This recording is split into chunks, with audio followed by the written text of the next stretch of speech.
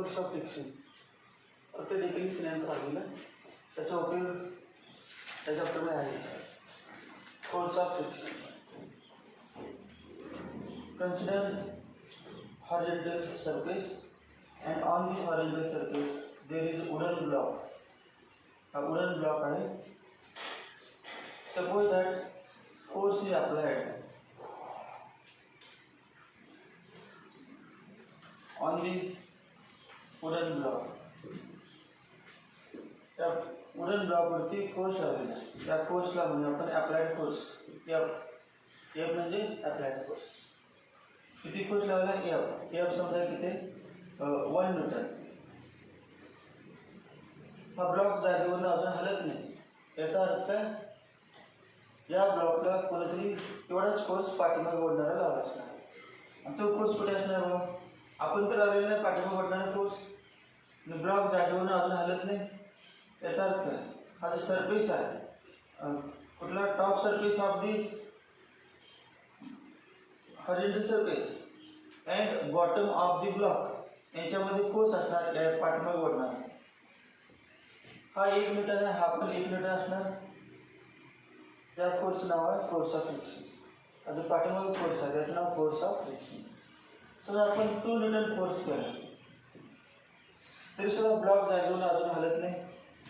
याचा अर्थ ब्लॉक आणि सरफेस यांच्यामध्ये पाठीमागच्या दिशेने ओढणारा 2 न्यूटन फोर्स डेव्हलप झाला असणार आणि तो त्याला बॅलन्स करत असणार.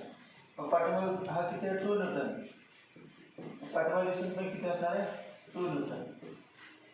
तर अजून फोर्स लावला 3 न्यूटन फोर्स लावला. हा 3 न्यूटन फोर्स हा 1 न्यूटन होता. अजून पण हा ब्लॉक जागेवर हलत नाही. याचा अर्थ equal and opposite force must be developed between two surfaces in contact. तो force किती 3 न्यूटन. मग 3.5 न्यूटन फोर्स करा. 3.5 न्यूटन 3.5 न्यूटन फोर्सला हा ब्लॉक जागेवरून हलणे on the way of moving just moving जागेवरून हलणे in a position to move. किती न्यूटनला 3.5. म्हणजेच काय जास्तीत जास्त आपण किती फोर्स लावू शकतो ब्लॉकला जागेवर हलवायला 3.5 न्यूटन. आणि तेव्हा पाठीमागे अजून हललेलं नाही 3.5 न्यूटन पण आता हलणार आहे पुढचा. मग हा जो फोर्स आहे मॅक्झिमम फोर्स ऑफ फ्रिक्शन देखील बघा. The force which opposes the relative motion between two surfaces in contact. The force which opposes force क्या आहे आणि ती ब्लॉकच्या मोशनला अपोज करायला लागलं. The force which opposes the relative motion between two surfaces in contact is called as force of friction. Force of friction आणि हा जो फोर्स आहे the force of friction between two surfaces in contact when one body is just sliding over other. Just sliding means on the way of sliding. When one body is just sliding over other is called as limiting force of friction. Limiting force of static friction. Limiting force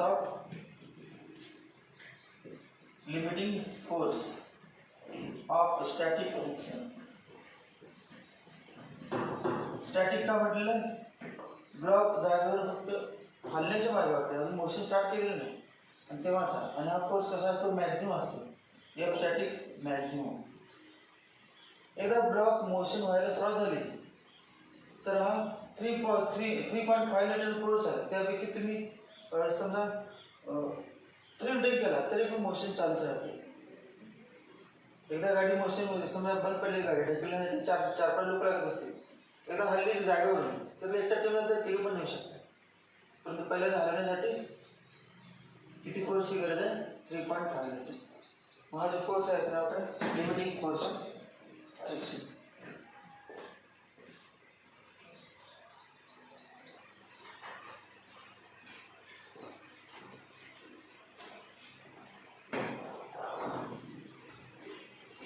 जेव्हा तुम्हाला mobile मिळते तुम्हाला formula आठवायचं माहिती आहे ना काल formula machine झाला ग्रॅव्हिटेशन झालेला. त्यातलं आपल्याला काय येते का बघायचं. जेव्हा मोका वेळ मिळाला ते 5 मिनटं 2 मिनटं लगेच तेव्हा बोल बसल्या नाही, तेव्हा लगेच विचार करायचे आपल्या आत्तापर्यंत अवस्था अशी का झाली, ही बोल बसल्यामुळे टाइमपास केल्यामुळे. तर तुम्ही शेवटी 2 मिनिटं सीटसाठी क्लास काढल्यानंतर तेवढा अभ्यास करा, फॉर्मलचं पाठ करा. तुम्ही रोज येण्याचं न कळते पाठ करायला तुम्ही त्यात एनर्जी खर्च करायची टाइमपास करण्यापेक्षा. Limiting force of static friction. The maximum force of friction static friction between two surfaces in contact when one body is just sliding over other is called as this limiting force of static friction. आणि याच्यापेक्षा जास्त नसते, हाच maximum. जेव्हा body motion sliding motion start झाले मग तेव्हा body काहीतरी स्पीड जात असेल, फास्ट नाही स्लो चालले असेल तर स्लायडिंग मोशन्स राहा, बॉडीची स्लो मोशन्स राहा, तेव्हा त्या दोन बॉडीच्या मध्ये फोर्स ऑफ फ्रिक्शन असतं पार्टिकल्शन, तर तो कमी असतो, त्याला म्हणजे force of kinetic friction. The force of friction between two bodies in contact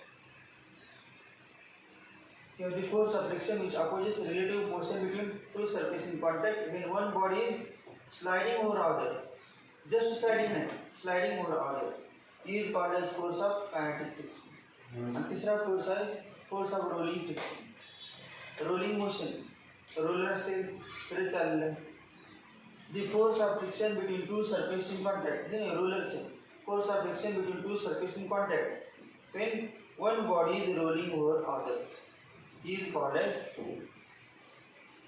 force of rolling friction. सगळ्यात जास्त कुठला असतो फोर्स ऑफ स्टॅटिक फ्रिक्शन. कारण स्टॅटिक फ्रिक्शनमध्ये ती बॉडी ॲट असते तेव्हा त्या बॉडीच्या बॉटम सरफेसचे हिल्स अँड डेल्स म्हणजे खाचखळगे आणि जमिनीचे किंवा रोडचे खाचखळगे यांच्यामध्ये इंटरलॉकिंग व्यवस्थित झाले असते, त्यामुळे जागेवर हलण्यासाठी जास्त फोर्स लावावा लागतो, कारण पाठीमागे पडणारा फोर्स जास्त असतो.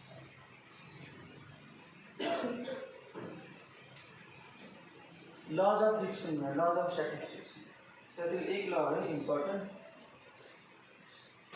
The limiting force of static friction is directly proportional to normal reaction.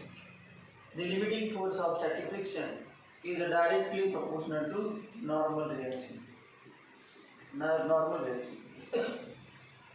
Normal reaction means a body exerts a force of action on the surface.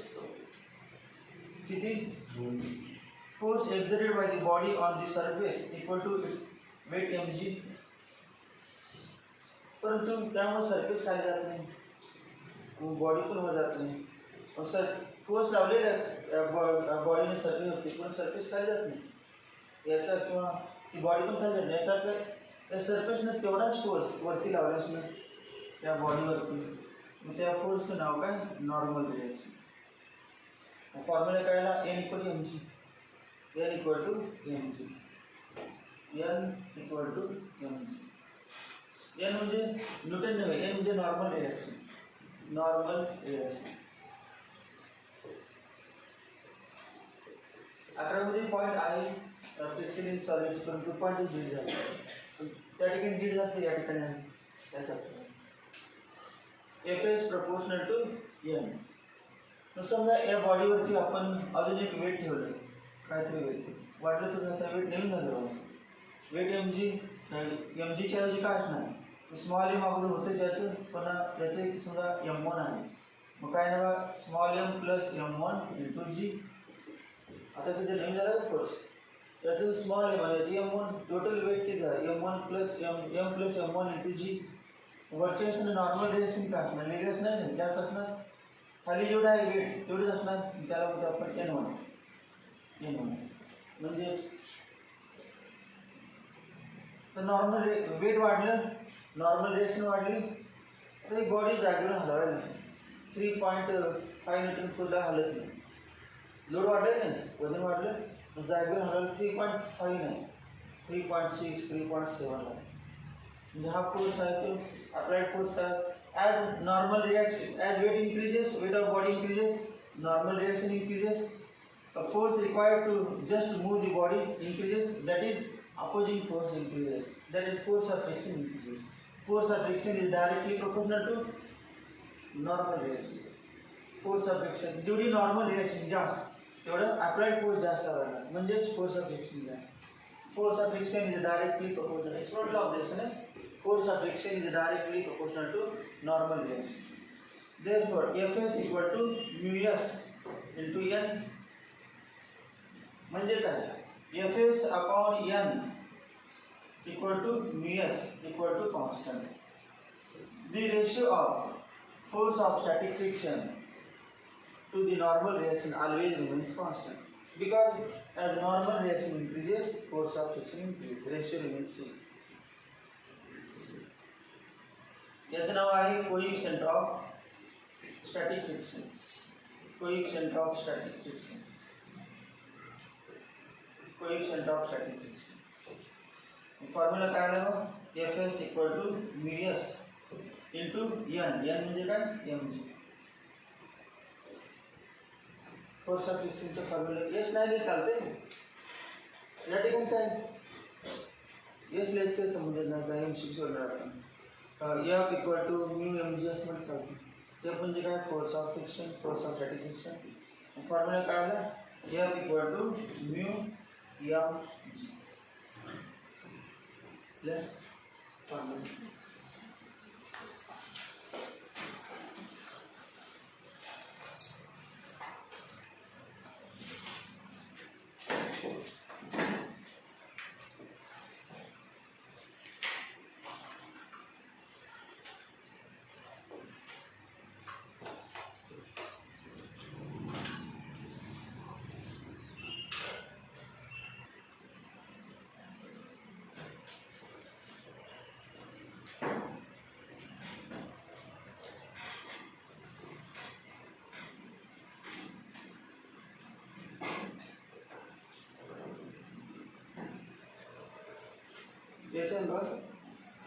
suppose that a vehicle is moving. Suppose that a vehicle is moving along curved horizontal road. हा road surface हा horizontal surface आणि या व्यक्तीने vehicle इकडून चाललेलं आणि यावर turning आहे. इथे काय दाखवलं या ठिकाणी टर्न कुठल्या साईडला? Left side. लेफ्ट का राईट कुठला असू शकते? त्या ठिकाणी लेफ्ट साईडला टर्न असते. त्यावरती टर्न दिसत नाही काय नाही फक्त सेक्शन दिसतो. आता असा सरफेस असेल रोड सरफेस मी रोड असा रोड आहे हा रोड आणि या रोडवर वाहन गेलं आहे आणि इथे सगळं वाहन दाखवलं कसं काय त्या ठिकाणी वाहन समजा फळावरती दिसणार मग ते फळावरती जेव्हा गेलं आहे त्या क्षणाला डायग्राम आहे. मग पाठीमागे बोललं तर पाठीमागचे दोन व्ही दिसतो सेक्शन पुढचा भाग दिसत नाही. टर्न घेणार आहे म्हणजेच काय समजा वरून बघितलं तर असं दिसणार वरून बघितलं तर असं टर्न दिसणार वरून बघितल्यानंतर म्हणजे वरून बघितलं ते सेक्शन असं झालेलं आहे. हे वाहन आहे वरून बघितलं तर दिसणार आहे हा रोड आहे वरून घेतलेला आहे फोटो वरून वरचा टॉप सरफेस समजा रेडियस असणारी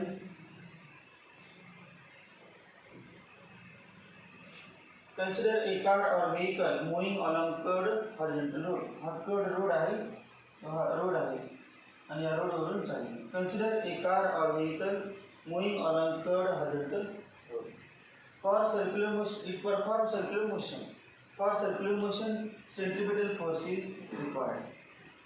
Centripetal force required for circular motion is provided by force of friction.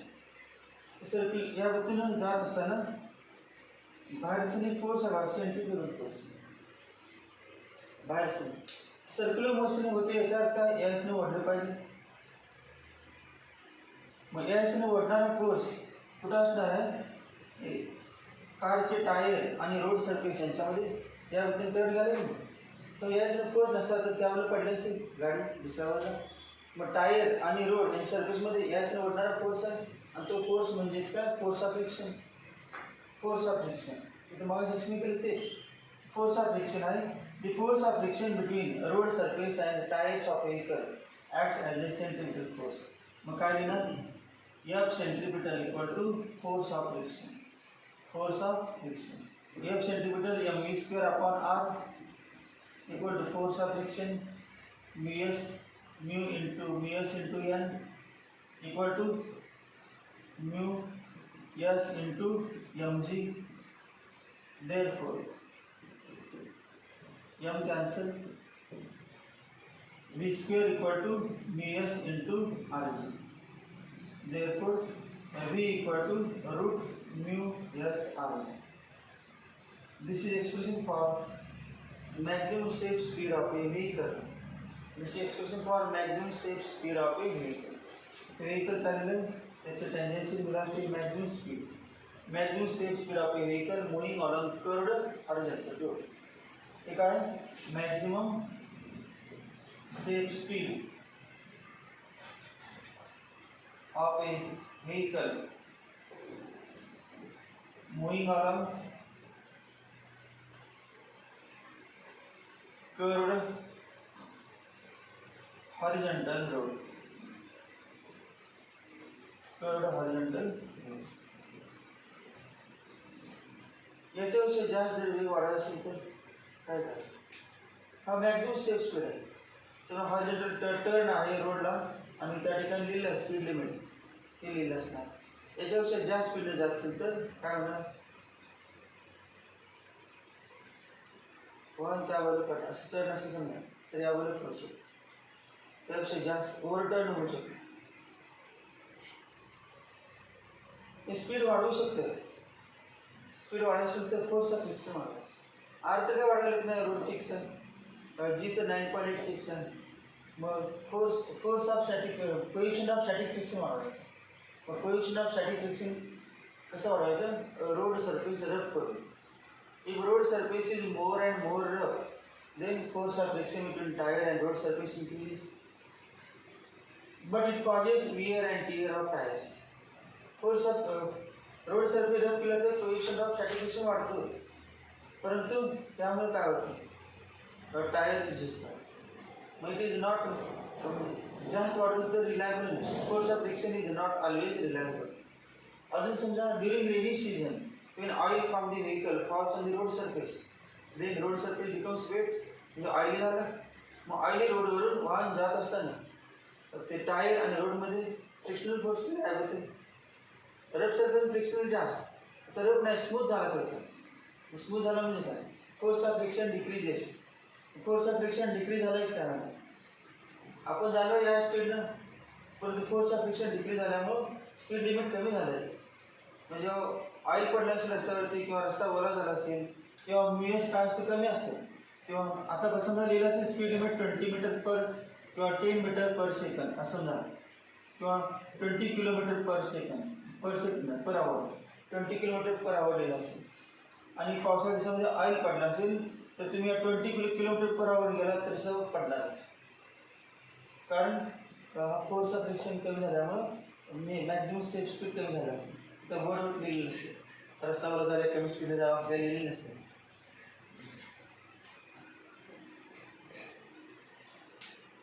मग दुसरी एक पद्धत आहे to increase maximum safe speed of a car moving along curved road. Road must be bank. Road bank करायचं, banking of roads. Bank करायचं म्हणजे काय? ज्या हायवेला बाहेर ज्या ज्या ठिकाणी टर्न असतो त्या ठिकाणी रस्त्याची बाहेरची बाजू असते असं तिरका सोडायचं. यावर टर्न घ्यायचा, हॉरिझॉन्टल नसतो तर तिरका केला.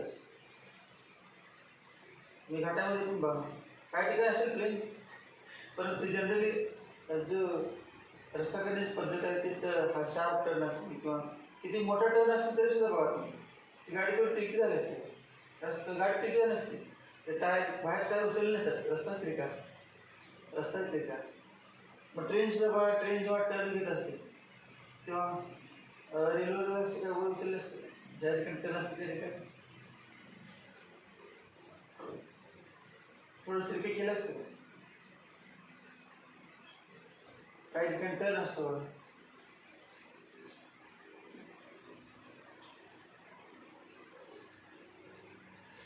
मग आपल्याला महत्वाचा कुठला formula v equal to root मी F centimetre equal to F centimetre equal to force of friction force of friction equal to Fx. Therefore, m v square upon r equal to ms into l. m v square upon r equal to ms into l. Therefore, m v square upon r equal to ms into mg.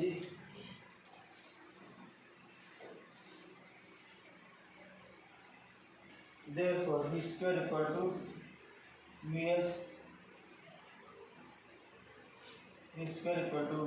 rg. Therefore, v equal to root mu rg.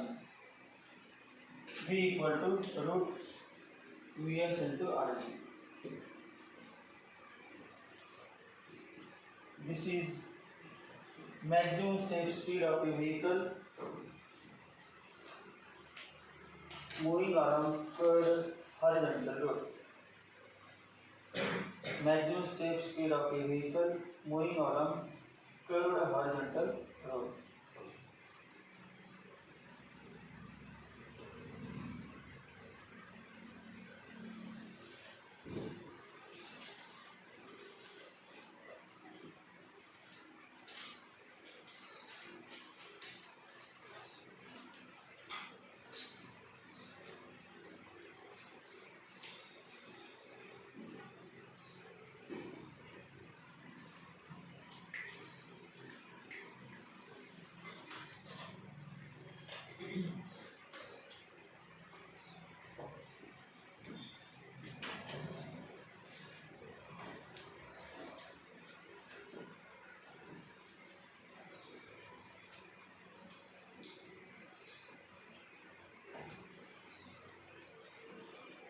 त्याच्यानंतर banking of roads म्हणजे काय बघा banking of roads banking of road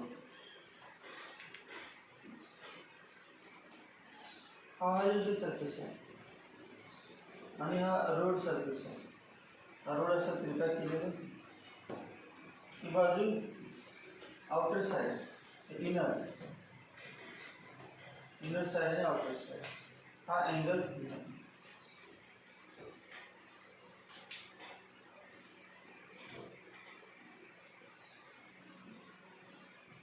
along at the turn along the curve the outer edge of the road surface is at higher level than that of inner edge.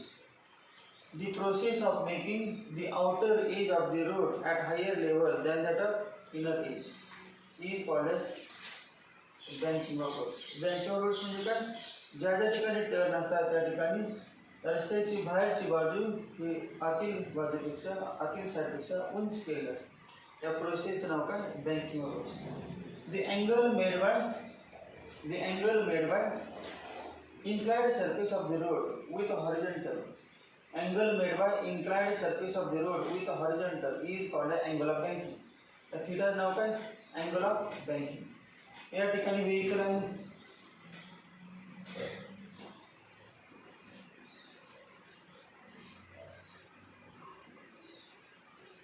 या पॉइंटला म्हणूया CG म्हणजे centre of gravity of vehicle. CG म्हणजे काय centre of gravity of vehicle. Weight of the body acts in the vertically downward direction. Weight mg of the body acts in the vertically downward direction. त्यानंतर हे perpendicular drawn हे बघा car त्या inclined सरफेसवरती थांबलेलं मग car vehicle inclined सरफेसवरती force लावते road surface force. त्याला म्हणजे force of action. मग हा रोड सरफेस या कारवरती फोर्स लावते त्याला म्हणजे फोर्स ऑफ रिॲक्शन. त्याचं नाव normal reaction. Normal reaction is always normal to the surface. Road सरफेसला नॉर्मल आहे समजा परपेंडिक्युलर तेव्हा त्याला परपेंडिक्युलर याचं नाव काय देणार या नॉर्मल रिॲक्शन. युनिट मीटर असणार it is perpendicular. Forces acting on the vehicle are two. One is normal reaction perpendicular to road surface, inclined surface of road, and दूसरा weight mg acting in the vertically downward direction. Now this normal reaction, vertical नसतील normal reaction is resolved into two components. याचे दोन component करायचे, along horizontal आणि along vertical. तिरका force आहे त्याचं horizontal दिशेने किती फोर्स काढायचा आणि vertical दिशेने इथून परपेंड टाकायचं. मग हा जो component येईल त्याला म्हणतो vertical component of normal reaction. हा अँगल थीटा आहे. हा अँगल पण किती असणार आहे? थीटा. कारण रस्ता हॉरिझॉन्टल होता तेव्हा अँगल 0 होता. रस्ता थीटा अँगल तिरका केला. हे जे व्हर्टिकल आहे ते पण थीटा अँगल तिरका होईल. रस्ता व्हर्टिकल होता तेव्हा हॉरिझॉन्टल होता तेव्हा व्हर्टिकल. रस्ता किती अँगल तिरका थीटा ते पण किती अँगल होते. हा मार्कर अगोदर उभा होता आता टर्न झाला किती अँगल थीटा. रस्ता थीटा अँगल वर उचलला आपण तेव्हा मार्कर व्हर्टिकल होता तो पण थीटा अँगलमधून काय अगोदर थीटा अँगलमधून काय होणार काय होतं ते डायरेक्ट कुठली साईड आहे ॲडिशन साईड. मग ॲडिशन साईड असेल तर ॲडिशन साईड काढण्यासाठी हायपोटेन्यूसला कॉस थीटाने म्हणायचं. मग हे किती आलं एन कॉस थीटा. इथून परपेंड टाकलं ही कुठली साईड आहे बा हा थीटा आहे अपोजिट साईड आहे. मग अपोजिट साईड असेल तर अपोजिट साईड काढताना हायपोटेन्यूसला साइन थीटाने म्हणायचं. मग हा sine N sine theta N sine theta. त्याचा उपयोग मल्टिपल चॉईस केसेस स्टुडंट म्हणून डायग्राम काढले प्रूफसाठी नाही. विचारतात फाइंड नॉर्मल रिॲक्शन थीटा दिला असेल किंवा वेट दिला असेल वेगळं दिलं असेल तर नॉर्मल रिॲक्शन दिले वेट दिलं असते आणि थीटा काढायचं असते.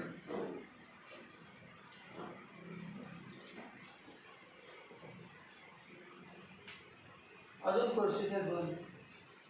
अजून फोर्सेस रोड बँककडे तिरका केल्यामुळे ते आलेलं आहे. हा थिटा अँगल बँकिंग डायग्राम आलेली परंतु फ्रिक्शन पण आहेच की. तर घेत असताना फ्रिक्शन पण होत असताना थोडंफार फ्रिक्शन जेव्हा नसेल तेव्हा केस येणारच आहे वेगळी. फ्रिक्शन नसेल बँक रोड नसेल तर मागाचा फॉर्म्युला आहे. बँक रोड असेल तर वेगळाच फॉर्म्युला आहे आणि बँक असून फ्रिक्शन असेल दोन्ही पण असेल तो पण कंबाईंड फॉर्म्युला आहे. 3 फॉर्म्युला आहेत विदाउट बँकिंग ओनली बँकिंग आणि बोथ बँकिंग अँड फ्रिक्शन.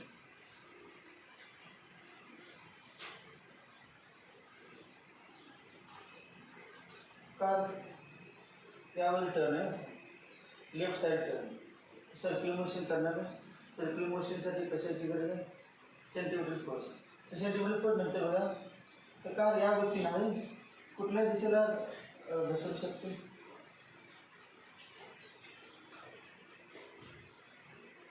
या बाजूला इथे फोर्स ऑफ फ्रिक्शन असा असणार आहे यामध्ये असणार म्हणजे त्याला पॅरलिटी घेतो. दोन केसेस आहेत. मग या ठिकाणी काय म्हणायचं कुठला म्हणायचं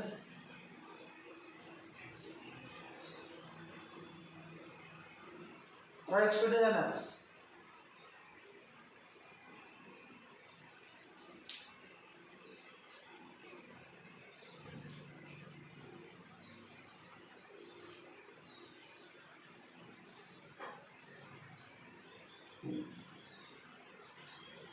समजा ठराविक स्पीडपेक्षा जास्त स्पीड चालू ते काय होतं यावेळेला पडू शकते यावेळेला पडत नाही. याचा अर्थ काय या असं वाढणारा फोर्स असणार. समजा मॅक्झिमम स्पीड त्यापेक्षा जास्त स्पीड झाला maximum suppose that car is moving along curved road with maximum speed. मग त्या स्पीडपेक्षा जास्त स्पीड झाला तर काय होणार यावेळेला पडू शकते. मग त्यावेळेला पडू नये म्हणून यावेळेला वाढणारा फोर्स असणार तो फोर्स म्हणजे force of friction.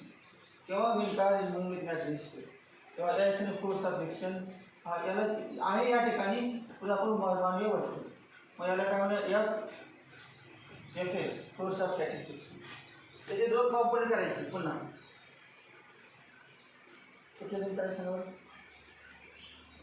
Along vertical perpendicular along vertical आणि अलॉंग हॉरिझॉन्टल दोन बघा component of force of friction between tires and road surface along vertical along horizontal. याचे उद्योग केले ना नॉर्मल रिएक्शनचे. Normal reaction along vertical n cos theta along horizontal n sin theta. आता याचं बघा अँगल सांगा कुठला आता हे तो पण बघायला येते वरती घेतो एन साइन कुठला सर्च अँगल कुठला घ्यावा हा थीटा म्हणजे कुठला थीटा आहे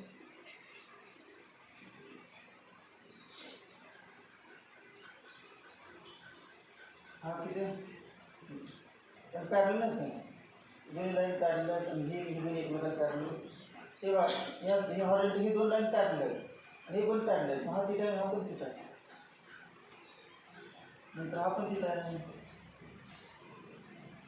दोन पॅरल लाईन आणि ट्रान्सव्हर्सल थीटा सांगा थीटाच्या अपोजिट साईड हायपोटेन्यूज किती आहे बघा एफएस हायपोटेन्यूज किती आहे एफएस मग थीटाच्या अपोजिट साईड म्हणजे काय हायपोटेन्यूजला कशाने म्हणायचं साइन थीटा मग एफएस ला sine FS sine theta FS sine theta थीटाच्या ॲडिशन साईड आहे बघा वरची साईड म्हणजे थीटाच्या ॲडिशन साईड थीटाच्या ॲडिशन साईड असेल तर हायपोटेन्यूजला कशाने म्हणायचं कॉस थीटा मग एफएस कॉस थीटा हे काय आलं एफएस कॉस थीटा हे कळायलाच पाहिजे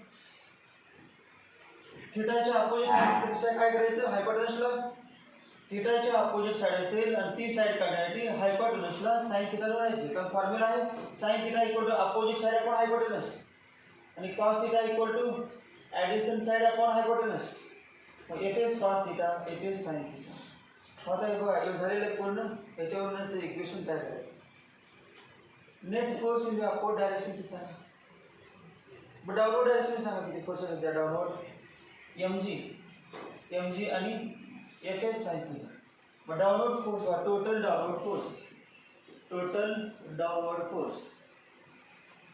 downward force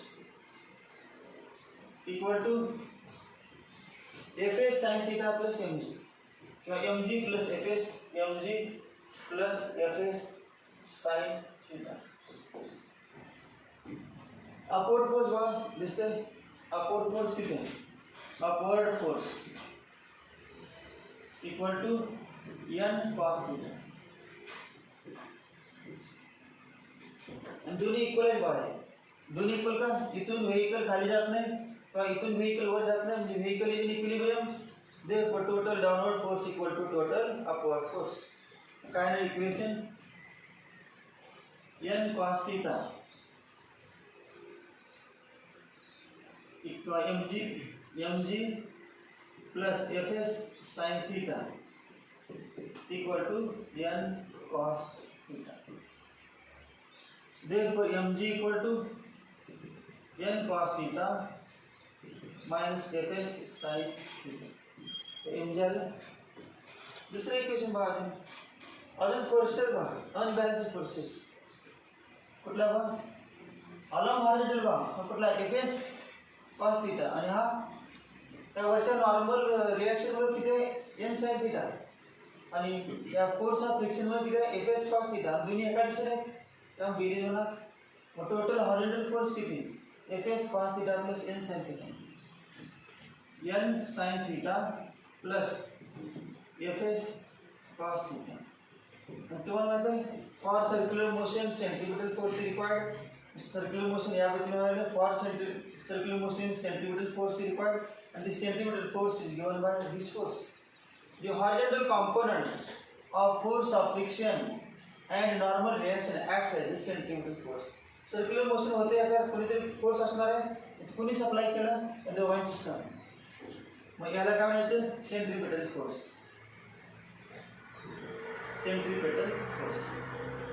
therefore n sin theta plus fs cos theta equal to mv square upon half.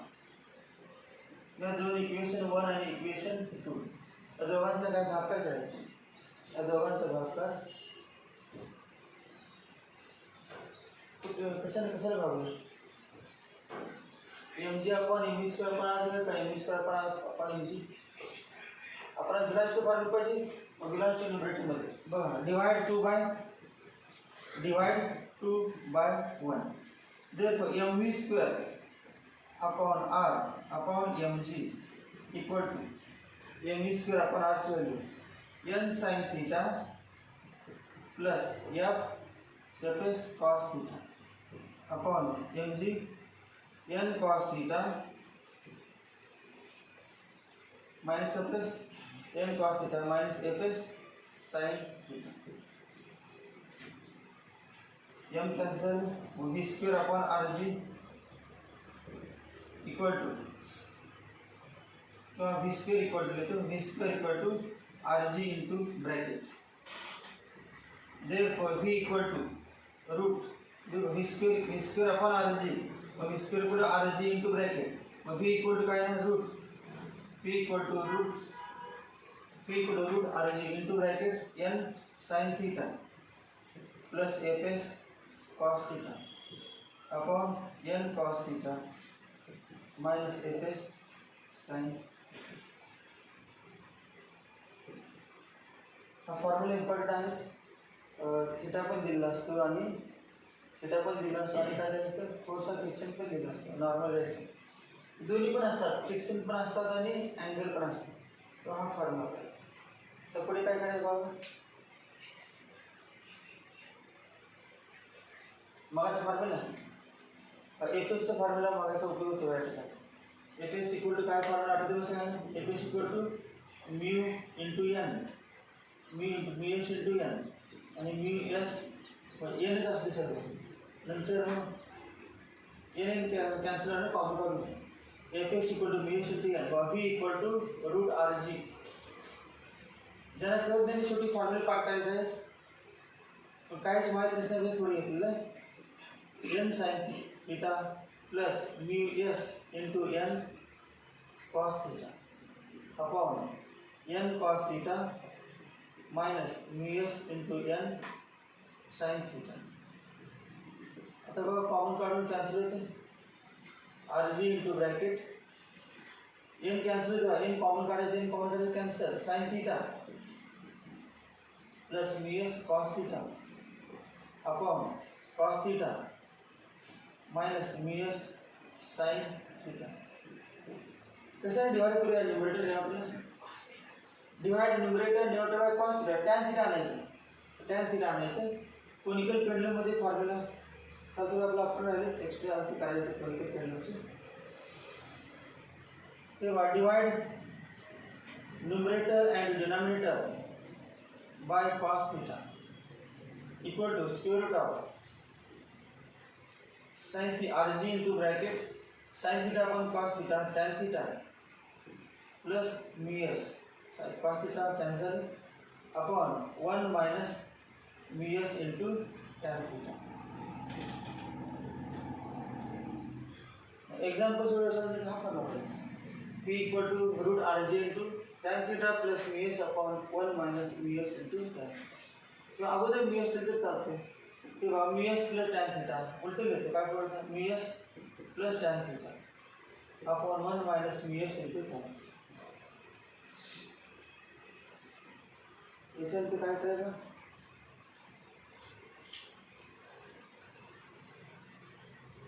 suppose there is no force of friction force of friction है समजा there is no force of friction मग mu s equal to 0 friction होत नाही समजायचं force of friction equal to 0 mu S equal to 0 then V equal to काय ना मागाचा formula येईल R G into bracket 0 plus tan theta upon 1 minus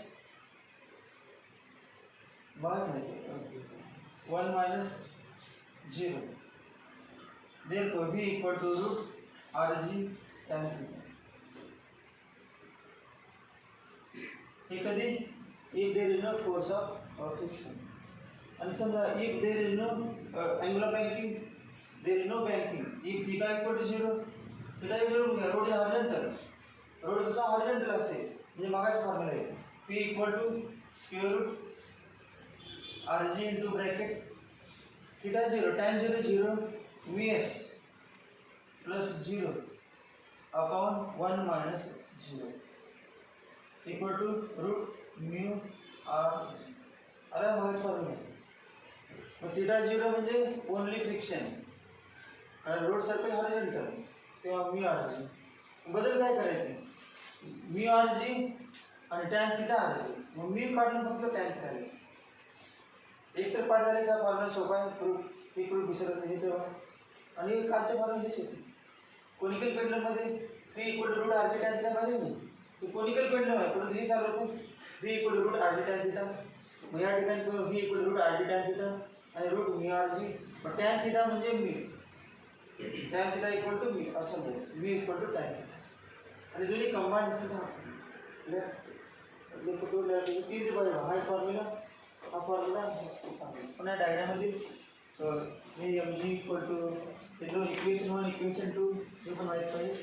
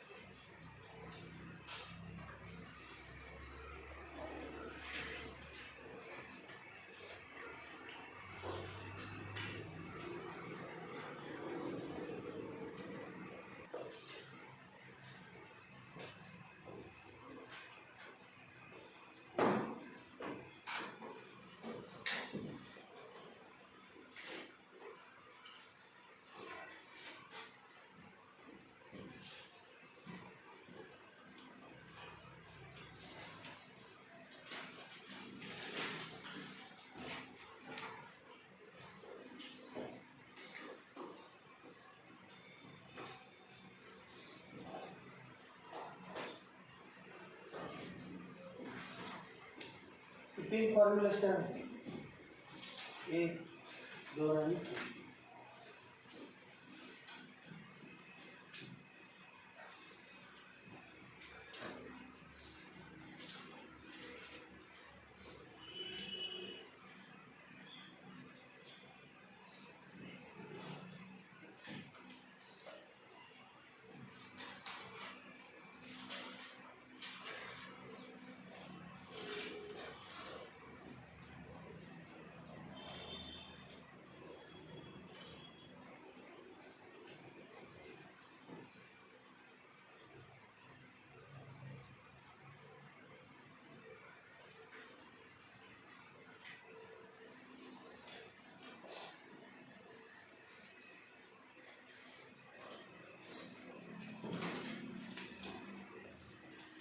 याच्यात राहतं motion in vertical circle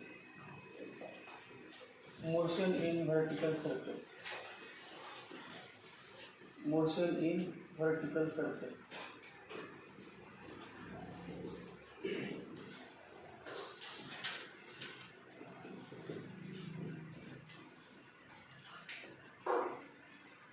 motion in vertical circle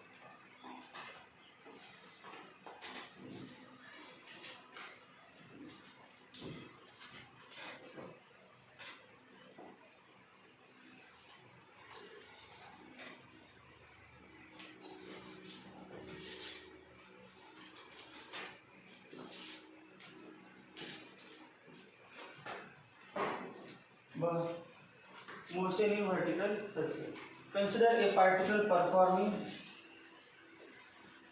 Consider a particle of mass m, a body of mass m, object of mass m performing vertical circular motion. So vertical circular motion is a uniform circular motion or non-uniform circular motion. सगळ्यात माहित पाहिजे main की जे vertical circular motion आहे ते uniform आहे का non uniform circular motion पण जस्ट बॉडी वजनचे वेग कमी होत जाते आणि वरून खालीचे वेग वाढत जाते म्हणजे non uniform circular motion.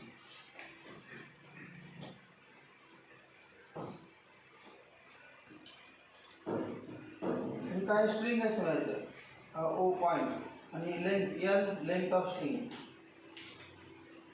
L म्हणजे length of string small L किंवा कॅपिटल म्हटलं कुठलंही हा angle theta, angle made by the string with vertical, या पद्धतीने अँगल. फोर्सेस सांगा बरं. Forces acting on this body. Weight mg acting vertically downwards. आणि दुसरा टेन्शन म्हणजे कोनिकल पेडलमध्ये त्याबद्दल घेऊ. तर हा tension, tension in the string. दोन फोर्सेस आहे, एक टेन्शन इन द स्ट्रिंग आणि दुसरा weight mg.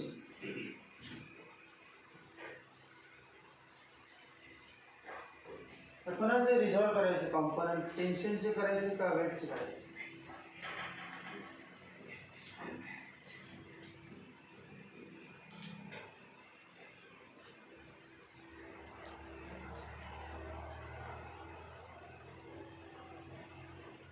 Weight mg is resolved into two components. एक आपले परपेंडिकुलर हा कॉम्पोनंट आणि दुसरा यावरती अलॉंग टेंजेंट.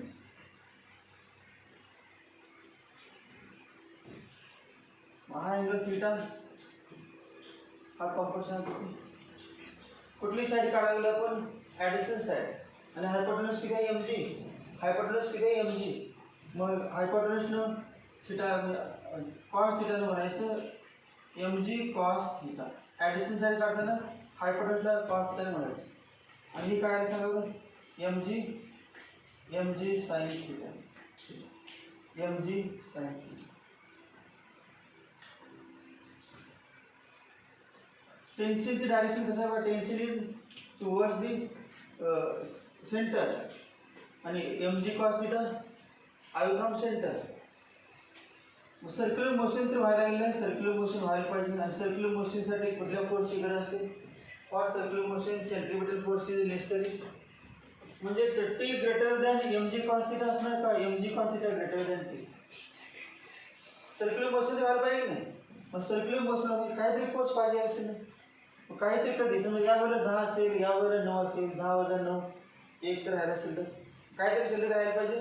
म्हणजे T must be greater than mg cos theta, T greater than mg cos theta.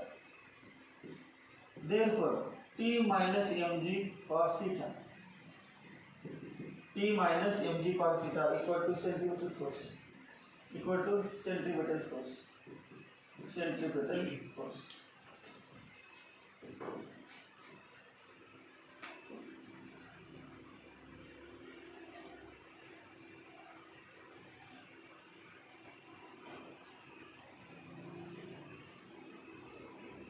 Formula आलेला जनरल फॉर्म्युला आहे, किती पण अँगल आहे ते सगळ्यात चालू. ज्यांना जनरल फॉर्म्युला माहिती नाही ते म्हणणार फक्त at the bottom, at the top, at the horizontal, हे तीनच माहीत असणार. दुसरा कुठला 30, 40, 60 अँगल तर येणार.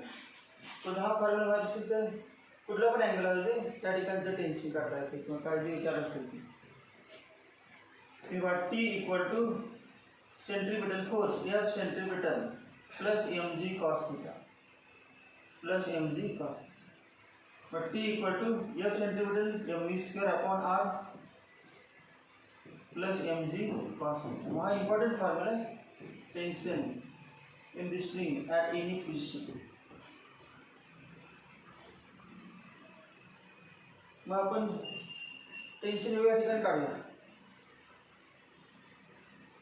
Then theta equal to 0. String कुठे असणार बघ, हा मास कुठे असणार आहे त्या ठिकाणी. थीटा 0 म्हणजे बा स्ट्रिंग इथे असणार आहे ना, त्याबद्दल थीटा 0 तिरकी नसणार. थीटा 0 म्हणजे या ठिकाणी स्ट्रिंग असणार. Tension at the bottom, tension at the bottom. If theta equal to 0 T bottom, but T equal to T bottom. Therefore, tension at the bottom equal to mvb square upon r plus mg cos 0. Cos 0 किती? Cos 0 cos 0 1. त्यानंतर काय करूया बघ, theta 180 घ्या, theta 180. मग फिरत फिरत string अशी गेल्यावरती if theta equal to 180, theta equal to 180, tension वाढ टी इक्वल टू टी काय म्हणूया टी हायेस्ट काय म्हणू टी एच हायेस्ट किंवा एल पॉईंट नाही एच हॉरिझॉन्टल पण होऊ शकते त्यामुळे त्या ठिकाणी ए म्हणूया इथे B T A equal to T A बघा काय ना T A equal to M V A square upon R plus M G cos 180 minus M जी मग टेन्शनचे दोन फॉर्म्युले आहे बघा टेन्शन ॲट द टॉप मग टेन्शन ॲट द टॉप काय सेंटीमीटर फोर्समधून एम जी वजा करायचं आणि tension at the bottom centripetal फोर्समध्ये एम जी ॲड करायचं कुठलं जास्त ॲड केलेलं एम जी ॲड केलं म्हणजे जास्त आणि एम जी मायनस केलं म्हणजे कमी म्हणजे मिनिमम ते कमी असणार आणि जास्त असणार पण मिनिमम टेन्शन किती असू शकते स्ट्रिंगमध्ये बॉटमला जर असेल तर टेन्शन 0 कधी होणार नाही कारण कुठली पण बॅग असेल का असेल तुम्ही माझ्या हातावर पकडलं असेल ते तुम्हाला माझ्या हातावर काय टेन्शन नाही असं पण म्हणू शकत नाही काहीतरी कामच पाहिजे हातात काय नसलं पाहिजे तर टेन्शन नाही आहे म्हटलं की टेन्शन येण्याचं आपल्या हातावरती तर असं फिरावं लागेल ना हायेस्ट पॉईंटला गेलं तर बघा टेन्शन 0 आहे आणि आपलं डोक्यावर पडू शकते म्हणजे फिरायला यावेळी इथं पण गेलं आहे आणि एकदम लूज झाले जोर किंवा काय असेल डायरेक्ट खाली पडणार म्हणजे टेन्शन काय नाही आपोआप पडलं याच्यामध्ये काय टेन्शन मग टेन्शन कमीत कमी किती असू शकते 0 टेन्शन कमीत कमी 0 कुठे टॉपला का बॉटमला टॉपला टेन्शन दोरामध्ये टेन्शन 0 असू शकते minimum tension at the top minimum tension at top is 0 म्हणजे T equal to 0 therefore tension minimum मग व्हेलॉसिटी काय असणार मिनिमम म्हणजे काय त्याच्यापेक्षा कमी चालणार त्याच्या कमी असेल तर सर्क्युलर मोशन होणार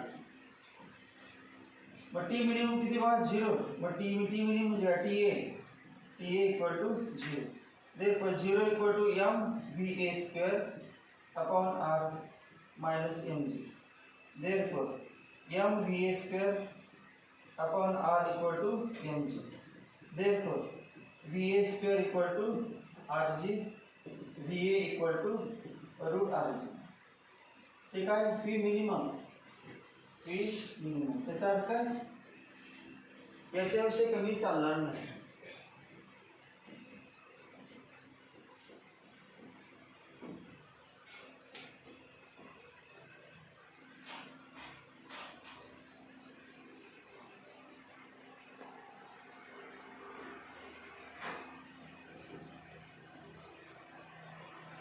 इथे पण काय करायचं व्ही मिनिममच सगळ्यात व्ही मिनिमम या ठिकाणी जेव्हा मिनिमम असेल मिनिमम त्याविषयी कमी चालणार नाही मग तुम्ही सर्क्युलर मोशन करत येते ना तेव्हा या ठिकाणी पण हे मिनिमम म्हणजे हे पण मिनिमम जास्त असणार की व्हॅल्यू जास्त असणार याच्यापेक्षा परंतु मिनिमम त्याविषयी कमी असेल तर इथं पण जाणारच नाही जे व्ही मिनिमम पाहिजे की नाही व्ही मिनिमम कधी पाहिजे हे व्ही मिनिमम म्हणजे काय हे पण व्ही मिनिमम पण हे मिनिमम वेगळं असणार हे व्ही मिनिमम वेगळं तर खाली कसं वेग वाढतात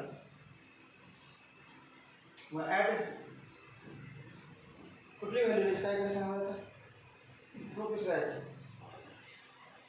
bye law of conservation of energy total energy at the top equal to total energy at the bottom by law of conservation of energy law of conservation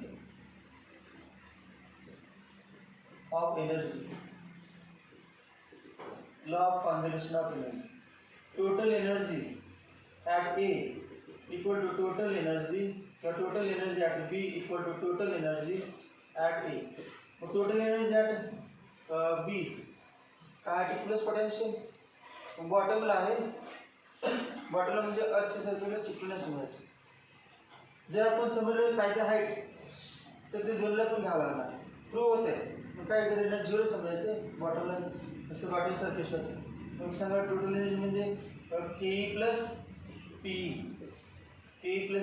at B equal to K plus P at A मग K किती 1/2 M VB square plus potential energy mg is 0 equal to Ke 1/2 mVA square plus potential energy mgh. मग h किती वा हे किती r हे r plus r height किती झाली 2r. इथेच म्हणायचं इथेच r द्यायचं म्हणायचं r हाईट किती झाली 2r. Therefore 1/2 mVB square equal to 1/2 mVA square plus mg into 2r. आणि VA square ची व्हॅल्यू घ्यायची.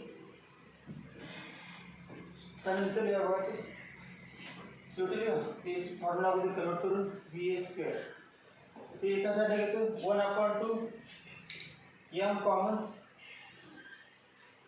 m कॅन्सल झाले VB square upon 2 minus VA square upon 2.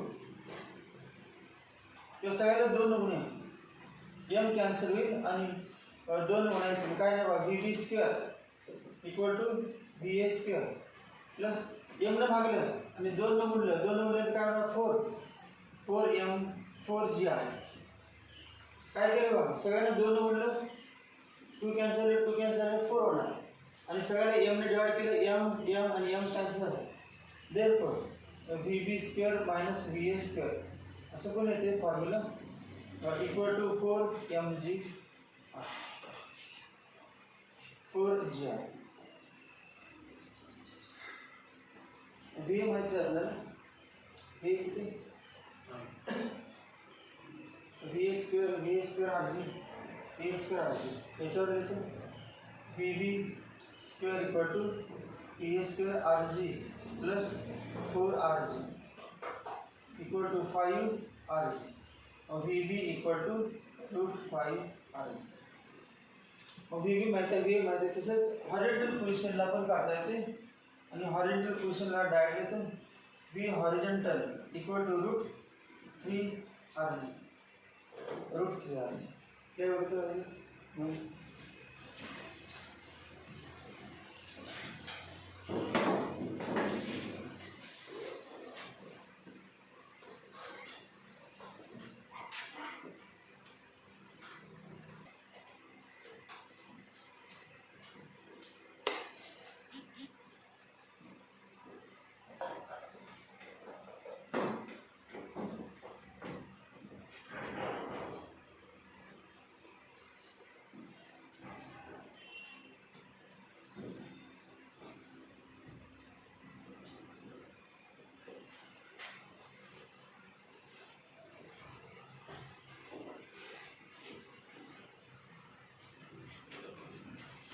कुठले फॉर्म्युला झाले की at TV equal to general formula काय आला mv square upon r plus mg cos theta. नंतर दुसरा t at bottom equal to mv square बॉटमला जास्त आहे म्हणून प्लस लक्षात ठेवा प्लस mg आणि t at top surface equal to mv square upon r minus mg. हे 3 फॉर्म्युले. त्यानंतर velocity at bottom √5RG velocity at top म्हणजे कुठलं V minimum at top √RG आणि V horizontal V minimum horizontal √3RG अजून कुठलं घ्या दुसरं टेन्शन ॲट द टॉप 0 झालं but tension difference in tension आणि tension at the bottom but बॉटमला तेच डिफरन्स होणार आहे डायरेक्ट जो बॉटमला ते डिफरन्स सगळ्यामध्ये नाही या ठिकाणी तर टॉपला 0 मानले आपण आणि बॉटमला समजा 20 असेल मग 20 मायनस 0 20 मग टेन्शन ॲट तर दोघांची बरोबर करेल टेन्शन ॲट टॉप तसे पण काढलं तेव्हा टेन्शन ॲट बॉटम सांगा फॉर्म्युला V मॅक्झिमम काय V मॅक्झिमम किती 5RG m upon r into 5RG plus mg 6mg आणि हे काय 0 असणार, 0 मिनिमम टेन्शन, हे मिनिमम आहे ना, मिनिमम टेन्शन. हे सुद्धा काय मिनिमम टेन्शन, बॉटमला टेन्शन आहे, हे सुद्धा मिनिमम आहे का मॅक्झिमम? मिनिमम व्हॅल्यू मॅक्झिमम आहे परंतु ते मिनिमम, त्यापेक्षा कमी असणार. 6 mg काढलं आपण एम आणि 0 मास तर ते जास्त किती पण असू शकते, जास्त फास्ट करावं लागलं तर टेन्शन वाढणार. किती स्पीड आहे त्यावरती पण अवलंबून आहे, स्पीड वाढली की टेन्शन वाढणार, स्पीड कमी झाली की टेन्शन बॉटम मध्ये ते टॉप राहणार. मग डिफरन्स बघा बरं, T bottom minus T top equal to 6 mg minus 0 equal to 6 mg. विचारता difference between tension at the top and bottom, difference between tension at the bottom and top is 6 mg. आणि कुठले बघा kinetic energy, kinetic energy at bottom, kinetic energy at top. Kinetic energy at bottom बरोबर, kinetic energy at bottom 1/2 m v maximum, v किती आहे v minimum 5 rg, तेव्हा v square तर आहे equal to 1/2 5 rg, that is 5/2 mgr, 5/2 mgr. टॉपला बघा kinetic energy at top 1/2 m into किती v square 1/2 potential energy काढायचं, टोटल सिस्टम काढायचं, कायनेटिक एनर्जी ग्रुप काढायचं. कायनेटिक वेगळं असणार, गुलाची वेगळं कायनेटिक एनर्जी वेगळं असणार, कायनेटिक एनर्जी किती rg 1/2 mgr. टोटल एनर्जी काढायचे, टोटल एनर्जी ॲट बॉटम मिळाली आपल्याला, तेव्हा total energy at bottom equal to ke plus p. K किती आले 5/2 mgr, 5/2 mgr आणि p म्हणजे mgh आणि हाईट किती 0 बॉटमला, त्यामध्ये टोटल एनर्जी. मग total energy at bottom, total energy कुठे पण काढा, टोटल एनर्जी ऑलवेज सेम. बॉटमला काढा, कुठल्या पण पॉईंटला काढा, टोटल एनर्जी जसं वर जात तसं काय होते, कायनेटिक एनर्जी कमी केली जाते आणि पोटेन्शियल एनर्जी वाढवली जाते आणि बेरीज मात्र केली जाते. Total energy always remain same in vertical circular motion at any position. Total energy नेहमी घ्यावा, total energy at any position, at any position equal to 5/2 mgr. यातले 2-3 वरचे हे त्या 3 फॉर्म्युले तुम्ही एक हे घ्या, वरचे हे जर केलेलं बघा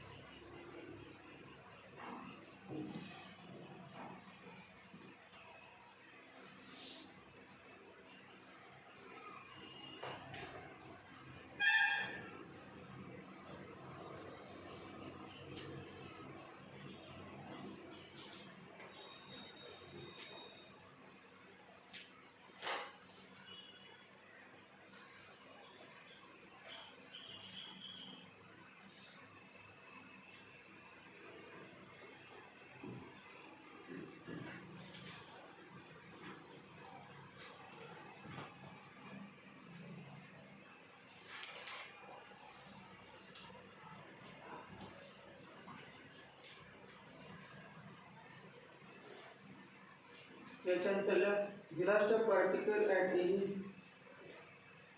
point in vertical circle.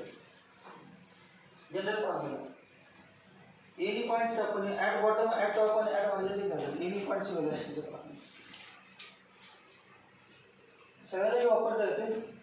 Law of conservation energy, एक बॉटम माहिती आहे म्हटलं कुठल्या पॉईंटचा आपण काढू शकतो, हाईट माहिती पाहिजे.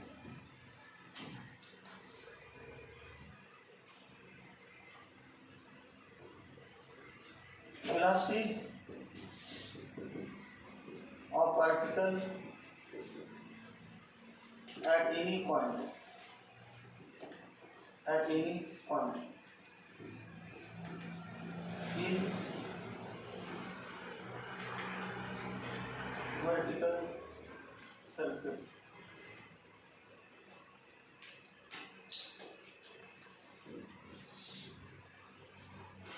समजा पॉइंट ऑफ पी नाव दिलं आपण, point of P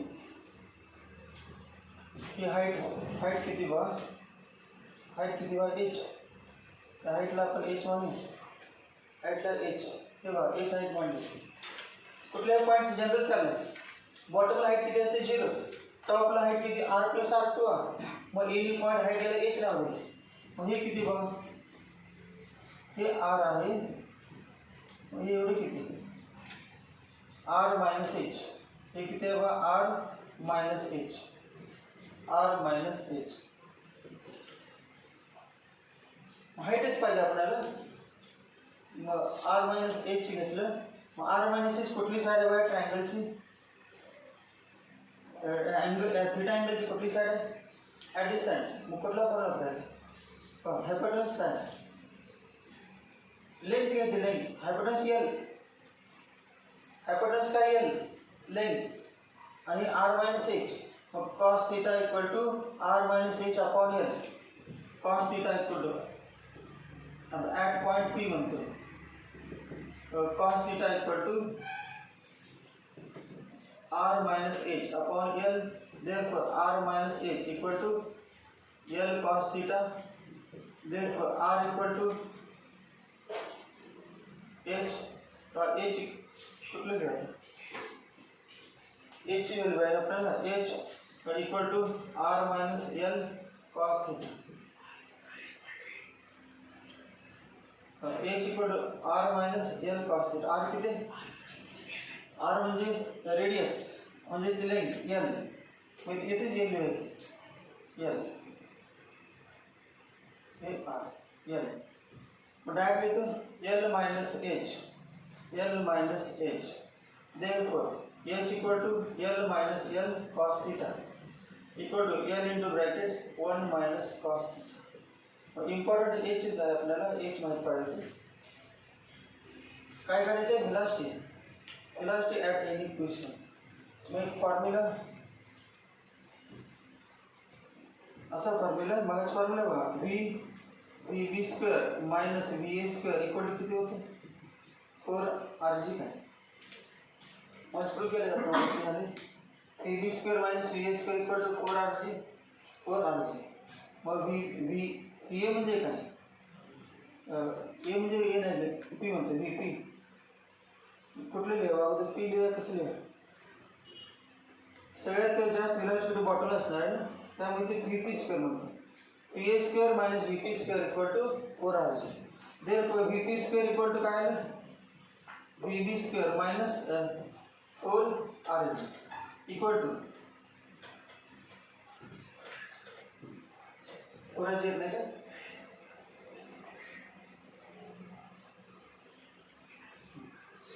formula total energy, formula total energy at बी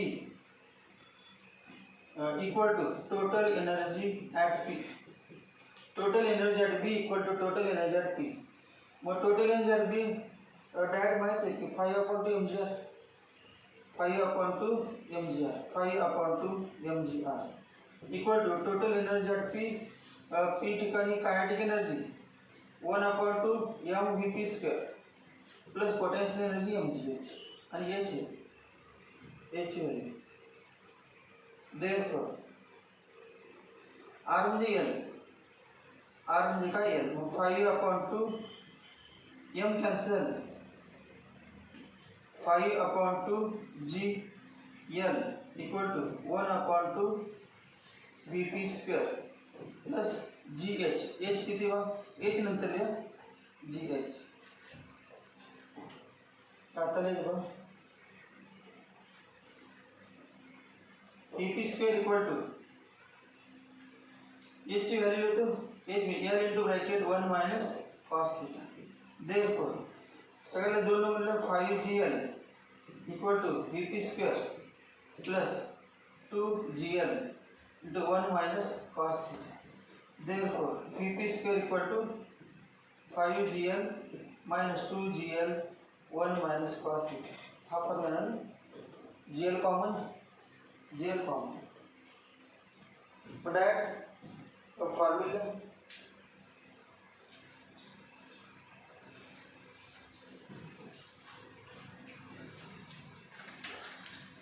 असा formula Vp square equal to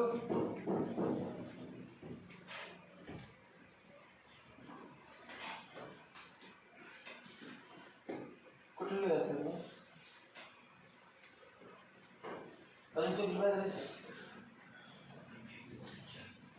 किती येते मग 5gl minus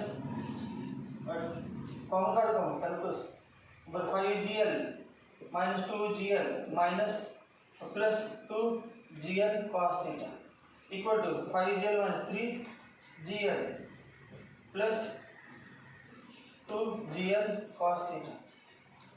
gl common 3 plus 2 cos theta या रूप में तो कुठल्या असले तुम्ही काढताय पण h केला मी h equal to l into bracket 1 minus cos theta बाकीचं केल्या किंवा झालं हे एच ठेवला त्याचे असतात MCQ इथून बॉडी सोडली इथे पण गेली किंवा त्या ठिकाणी इतकं इंग्रज दिली कुठे पण जायचे ते वेगवेगळे पॉईंट असतात एक्झाम्पल असतात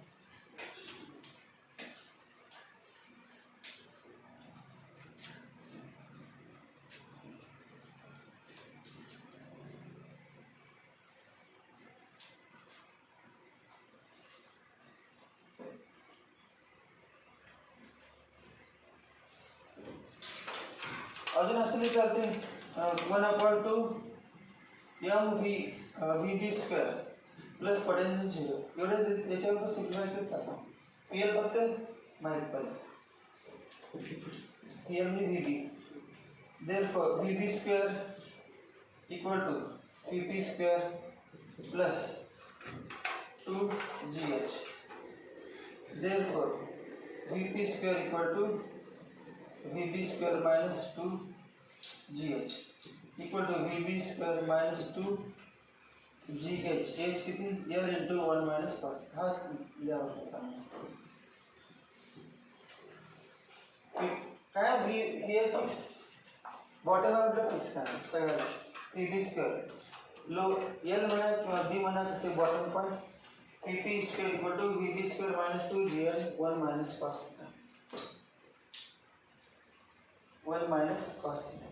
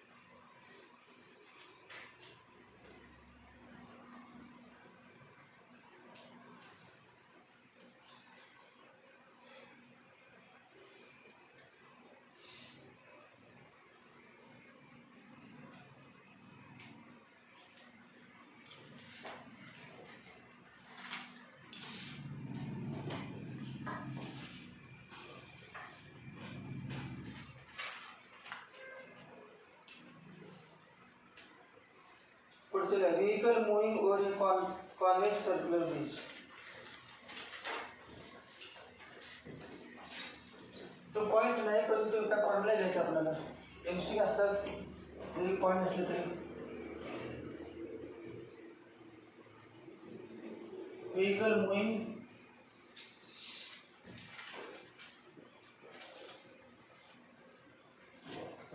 moving over a convex circular bridge. Vehicle moving over a convex circular bridge.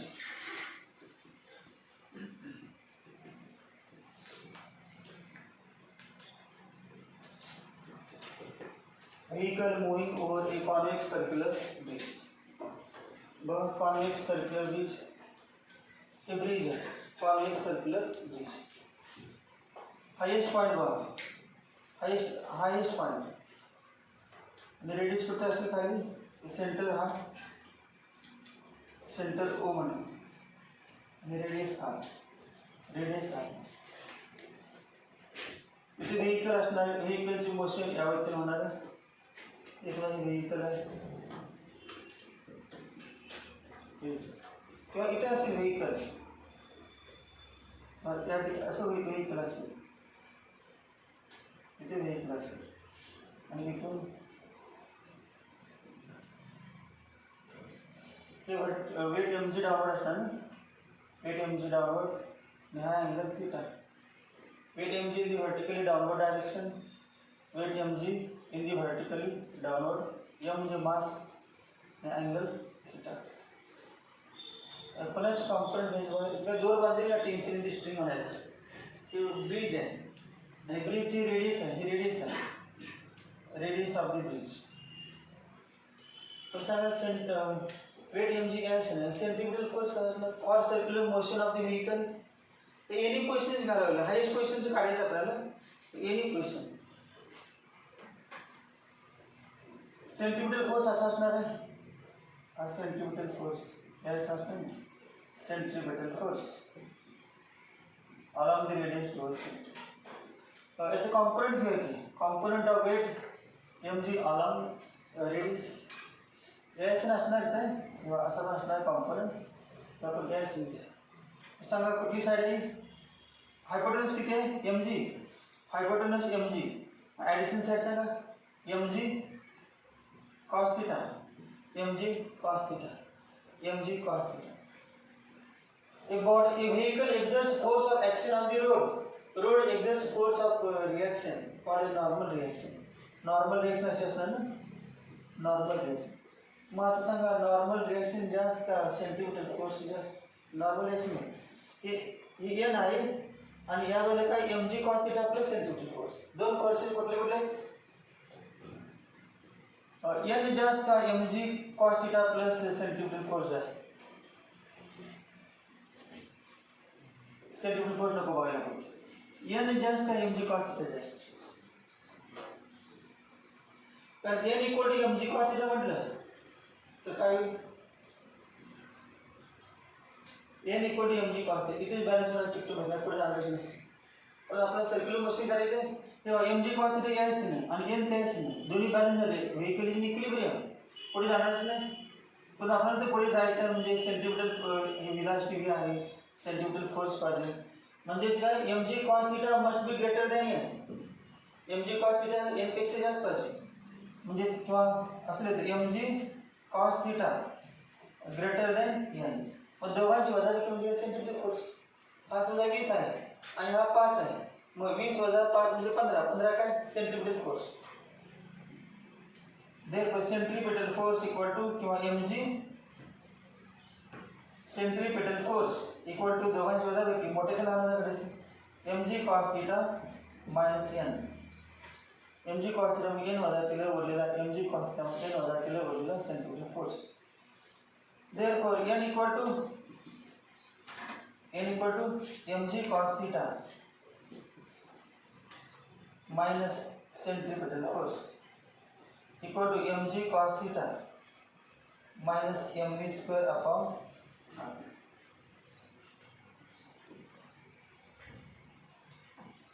Tension in string सारखं दिसते बघा वर्टिकल सर्क्युलर मोशन फक्त उलट आहे टेंशन स्ट्रिंग मध्ये काय फॉर्म्युला आहे बरोबर mv square upon r plus mg cos theta होते बघा mv square upon r अगोदर होतं आणि mg cos theta नंतर आणि ते साइन चेंज व्हायचं या ठिकाणी उलटा mg cos theta अगोदर theta मग सांगा at highest point special case at highest point theta equal to at highest point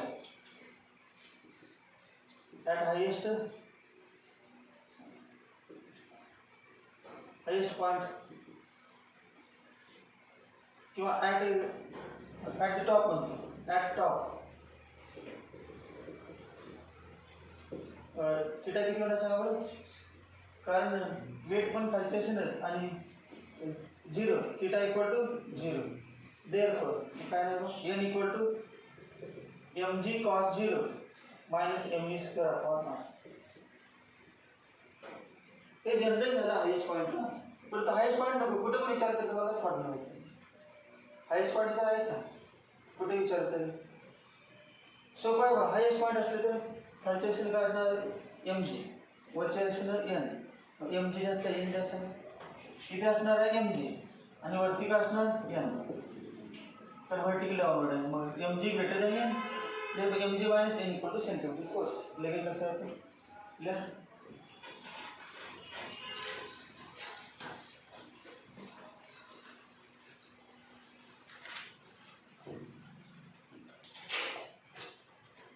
अजून एक कंडिशन बघा.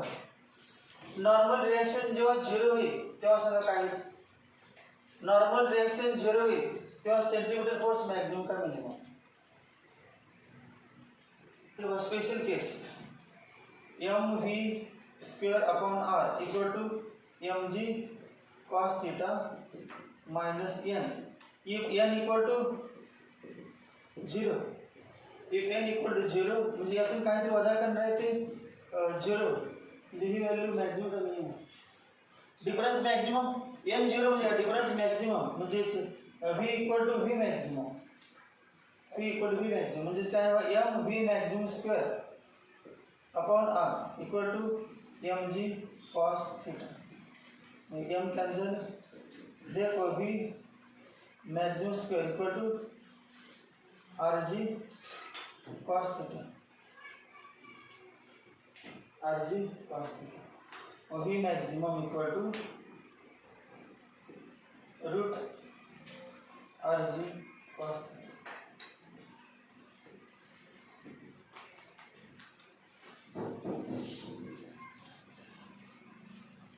बोलल्या लागल्या पण तेवढी सांगा v maximum चा अर्थ आहे याच्यापेक्षा जास्त वेगानं कार गेली तर चालेल का नाही. v maximum म्हणजे याच्यापेक्षा जास्त वेगानं कार गेली तर अशी जाईल आणि पुन्हा खाली अंतराळी माझ्या स्पीड ब्रेकर बहुत बघा होता हळू चालतं अंतराळी म्हणजे तरी ती मॅक्झिमम स्पीड आहे म्हणजे याच्यापेक्षा जास्त वेगानं जाऊन चालणार नाही. हाच मॅक्झिमम स्पीड याच्यापेक्षा कमी किती म्हणजे वाटत किलो 10 तर थांबू तरी चालेल पण ते मॅक्झिमम स्पीडने जायचं मॅक्झिमम स्पीड.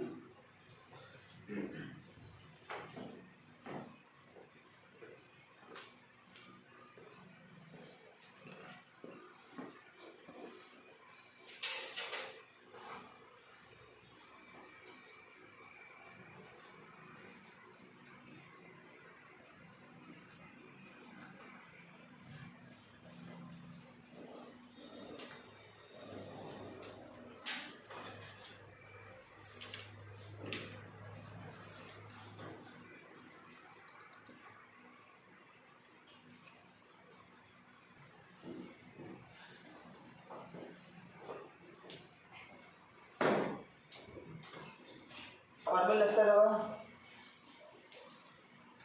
डायरेक्ट नाही का तर लगेच किती जास्त लागतं डायग्राम काढून बघायला. त्यांच्या वेळेला mg cos थीटा म्हणायचं वरती n आणि सर्क्युलर मोशन काढायचं म्हणजे सेंटीमीटर फोर्स पाहिजे. मग खालच्या दिशेचा फोर्स जास्त पाहिजे मग mg cos theta greater than n आणि दोघांची वजाबाकी म्हणजे सेंटीमीटर फोर्स. आणि n जेव्हा 0 असतो तेव्हा n जेव्हा 0 असतो नॉर्मल रिएक्शन तेव्हा v ची व्हॅल्यू मॅक्सिमम असते सेंटीमीटर फोर्स मॅक्सिमम असते. आणि हा formula rg cos rg tan theta नाही rg cos rg cos convex base the concave leading vehicle moving over the concave circular bridge. Vehicle moving over the concave circular bridge.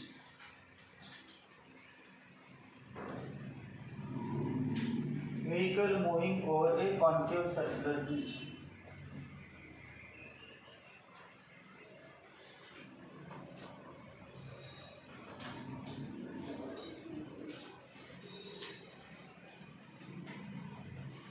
Vehicle moving over a concave circular bridge.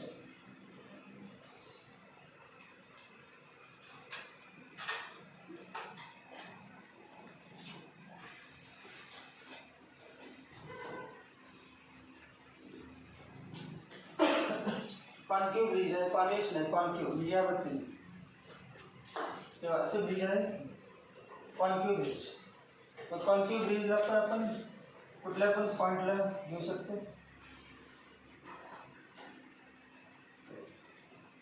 हा lowest point आहे, lowest point. आणि radius कुठले असेल, वरच्या बाजूला centre असेल आणि radius कुठला तरी एक पॉईंट समजा घेतला आपण, म्हणजे कुठलं व्हर्टिकल सर्क्युलर मोशन काय ते मास आहे किंवा व्हेकल या वरती चाललेलं आहे, त्या वरती थांबलेलं आहे आणि या चालेल. मग वेट mg माहिती डाऊनवर्ड, वेट mg डाऊनवर्ड. हा अँगल थिटा आहे. आपण कुठं या पॉईंटला आलो ना, पण अशी मोशन व्हेकल चालल्या वाहन कॉन्केव ब्रिजवर, मग जर कॉन्वेक्स ब्रिजवर त्यावेळी हा अँगल हे बघा कॉम्पोनंट घेऊया त्याच्याने. हा कुठला कॉम्पोनंट mgचा ॲडिशन साईड, थिटाचा adjacent side mg cos theta, mg cos theta. आणि या दिशेने कुठलं काय पाहिजे, नॉर्मल रेशो मध्ये दोर नाही तर तुम्हाला व्हर्टिकल सर्क्युलर मोशन, दोर नाही normal reaction. A vehicle exerts force of action on the road, road exerts normal reaction. या दिशेने काय असणार, नॉर्मल रिएक्शन, नॉर्मल रिएक्शन. मग आता सांगा याने जास्त आहे mg cos थिटा जास्त, सर्क्युलर मोशन करायचं की नाही, त्यामुळे या वर्चेशन फोर्स जास्त पाहिजे. दोन्ही इक्वल असून चालणार नाही, वर्चेशन फोर्स जास्त पाहिजे तरच सर्क्युलर मोशन होणार, नाही तर होणार नाही. मग काय म्हणणार बा, n greater than mg cos theta. आणि हे समजा 15 आहे आणि हे 5 आहे, 15 वजा 5 म्हणजे 10, 10 काय आलं centimetre force. therefore n minus mg cos theta equal to f centimeter. Therefore n equal to f centimeter plus mg cos theta. Formula tension सारखं झालेलं आहे, फक्त टेन्शन टी ऑक्सिडेशन आहे mv square upon r plus mg cos theta. मग तुम्हाला माहितीच आहे at lowest point आपलं MCQ विचारतात ते लोएस्ट पॉईंट विचारतात, ते लोएस्ट पोझिशन. मग लोएस्ट पोझिशनला बघा, ॲट लोएस्ट पोझिशन थीटा किती 0, हेच वेगळी असणार थीटा 0. हायेस्ट पोझिशनला थीटा 0 तर बघायची फॉर्म्युलामध्ये लोएस्ट पोझिशनला थीटा 0. मग थीटा 0 आलं तर काय नाही बघा, n equal to mv square upon r plus mg. अजून एक बघा, जेव्हा n 0 असेल,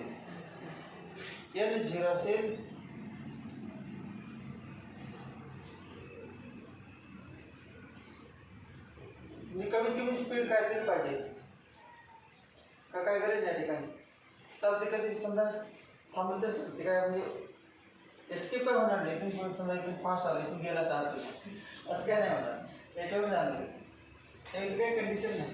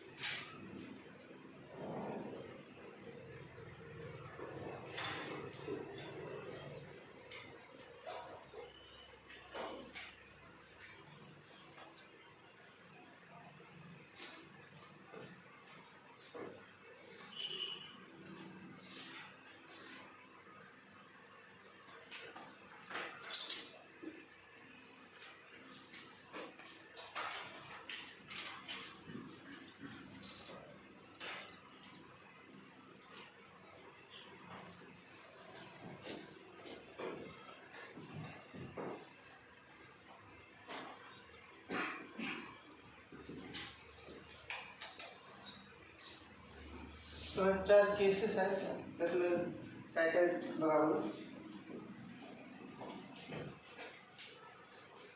If AR equal to AR not equal to 0 and AT not equal to 0, AT not equal to 0, then AR म्हणजे A radial आणि AT म्हणजे A tangential. म्हणजे MCQ पण असते नॉट इक्वल 4 ऑप्शन असतात आणि AR not equal 0, AT not equal 0, AR equal 0, AT not equal 0, AR equal 0, AT equal 0 आणि दोन्ही पण 0. 4 ऑप्शन असतात. कुठला आन्सर ओळखायचं असते. नुसार AR म्हणजे काय, आता AR म्हणजे काय माहिती असेल तर म्हणायचं सांगितलं आहे सी ला, पण त्याला मेमरीज नाही, विदाउट मेमरी. मनुष्य आहे मेमरी नाही. AR म्हणजे काय, radial acceleration, centimetre acceleration. AT म्हणजे टँजेन्शियल ॲक्सेलरेशन. मग AR नॉट इक्वल टू 0 काय आहे, काहीतरी ॲक्सेलरेशन 0 नाही, सेंटीमीटर ॲक्सेलरेशन आहे, म्हणजे कुठली मोशन आहे, सर्क्युलर मोशन आहे. आणि AT नॉट इक्वल 0 म्हणजे काहीतरी टँजेन्शियल ॲक्सेलरेशन आहे, आणि tangential acceleration is due to change in magnitude of velocity. म्हणजे सर्क्युलर मोशन, युनिफॉर्म किंवा non uniform circular motion. Then motion is non uniform circular motion, non uniform circular motion. दूसरा point बघा, if AR not equal to 0 and AT equal to 0. AR not equal to 0 म्हणजे काय, centimetre acceleration आहे परंतु tangential acceleration नाही. म्हणजेच काय, tangential acceleration नाही म्हणजे काय, constant velocity, uniform velocity. Acceleration म्हणजे काय, change in velocity upon time. Velocity change होत नाही म्हणजे युनिफॉर्म. तेव्हा काय ना, motion is uniform circular motion. तिसरे बघ, if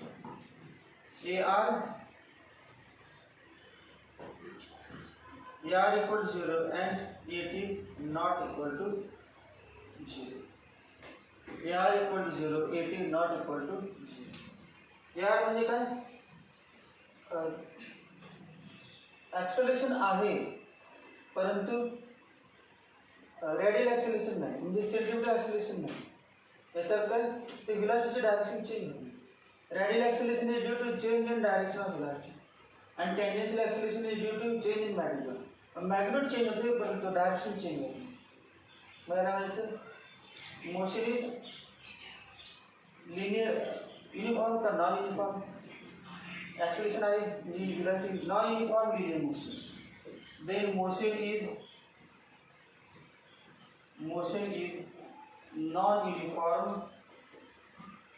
non-uniform linear motion. And चौथा, if AR equal to 0 and AT equal to 0. Radial acceleration नाही म्हणजे सर्क्युलर मोशन नाही, आणि टँजेन्शियल ॲक्सेलरेशन नाही म्हणजे चेंज इन व्हेलॉसिटी नाही. व्हेलॉसिटी चेंज इन व्हेलॉसिटी नाही परंतु मोशन तर आहे, कुठली युनिफॉर्म लिनियर मोशन किंवा ॲटलिस्ट युनिफॉर्म लिनियर मोशन. ॲक्सेलरेशनचा फॉर्म्युला त्या ठिकाणी ॲक्सेलरेशन ए नेट वापरलं. फॉर्म्युला जो आहे ए नेटचा, ए नेट इक्वल टू दोघं पण आहेत की नाही, ए नेट इक्वल काय root AR square plus AT square. ते सांगा ए net equal to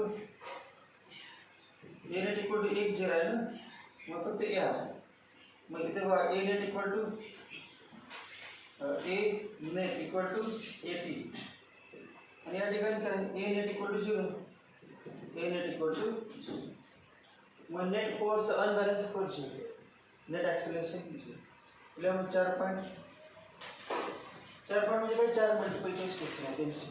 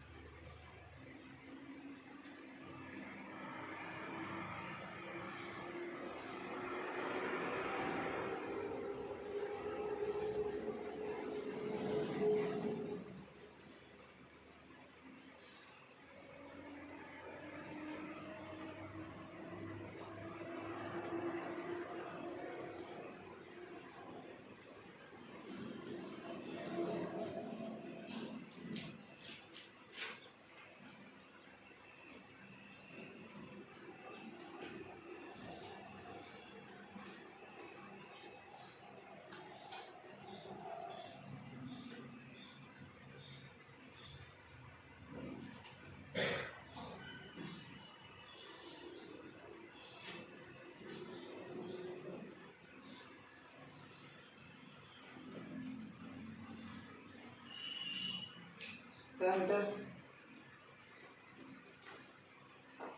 kinetic equation ते माहिती असणार त्याचा पण उपयोग होतो. कायनेटिक इक्वेशन्स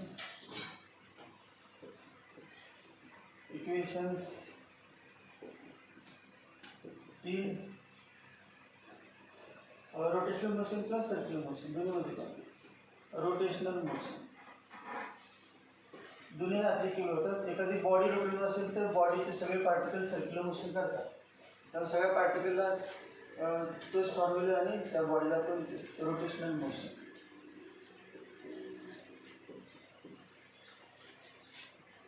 बघा 3 फॉर्म्युले असे आहेत. ओमेगा 2 इक्वल टू अगोदर लिनियरमध्ये माहीत पाहिजे v equal to u plus AT. Rotation मध्ये सांगा हे म्हणजे linear velocity final velocity omega 2 आणि u म्हणजे initial velocity omega 1 plus a म्हणजे लिनियर ॲक्सेलरेशन अँग्युलर ॲक्सेलरेशन आणि t टाइम. पहिले इक्वेशन. दुसरं पहा s equal to ut plus half AT square. s म्हणजे लिनियर डिस्प्लेसमेंट या ठिकाणी काय angular displacement. u linear velocity initial velocity हे omega 1 initial angular velocity 1/2 alpha a च्या ऐवजी अल्फा t. तिसरं बघ b square equal to u square plus 2as linear final velocity आणि हे angular velocity omega 2 square u square initial velocity omega 1 square 2a च्या ऐवजी alpha आणि s म्हणजे 3 फॉर्म्युला सगळेच उपयोगाचे. मोशन इन प्लेनमध्ये उपयोगाचे आणि रोटेशनल मोशनमध्ये उपयोगाचे.